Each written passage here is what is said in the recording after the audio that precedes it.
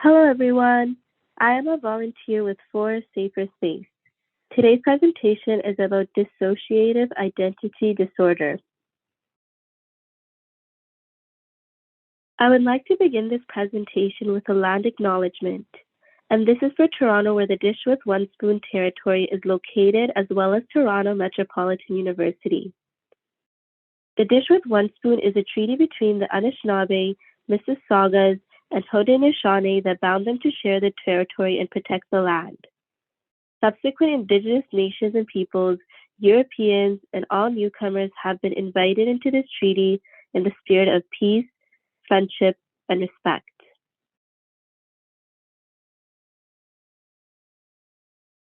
Today's agenda will include an introduction about dissociative identity disorder, the symptoms of this disorder, causes, treatment options, and lastly, the conclusion.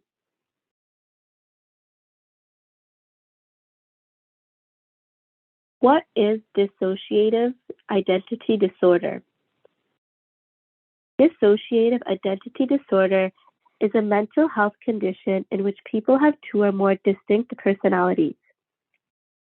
Every identity has a unique personal history, character traits, and preferences.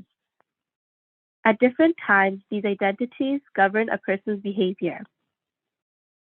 A person may experience the sensation that one or more voices are attempting to take control of their mind. Memory lapses and hallucinations can be caused by DID.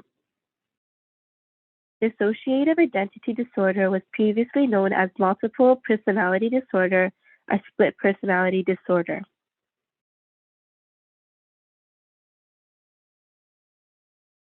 Symptoms. Adults with DID may experience the following symptoms: a feel of losing time, confusion, display of two or more personalities in confusion, feelings of estrangement, and gaps in their memory.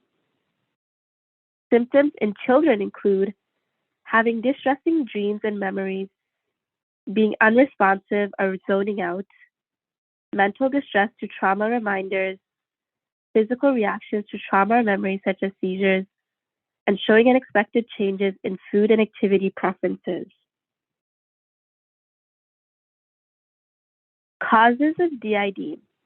The vast majority of experts agree that DID develops in response to trauma. Trauma may involve abuse, whether physical, sexual, or emotional, child maltreatment or neglect, medical trauma such as frightening or painful hospital experience, and war or terrorism. Children who have experienced emotional neglect, sexual abuse, or violence are more vulnerable to developing DID.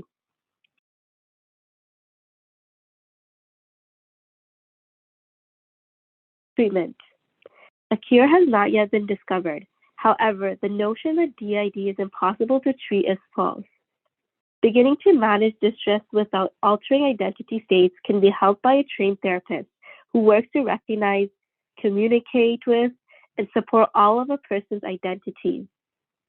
Other DID therapy goals could include identifying and investigating the sources of past trauma, identifying and correcting cognitive distortions, co-occurring mental health symptom treatments, and incorporating multiple identities. Therapies that may be recommended include cognitive behavioral therapy, dialectical behavior therapy, and desensitization and reprocessing of eye movements.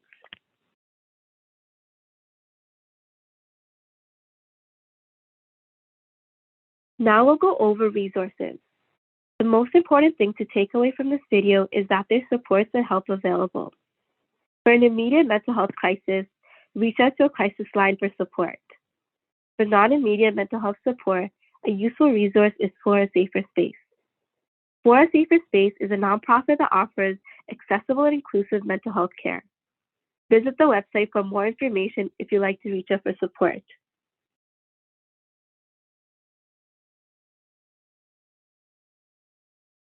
That concludes the presentation on dissociative identity disorder. Thank you for watching.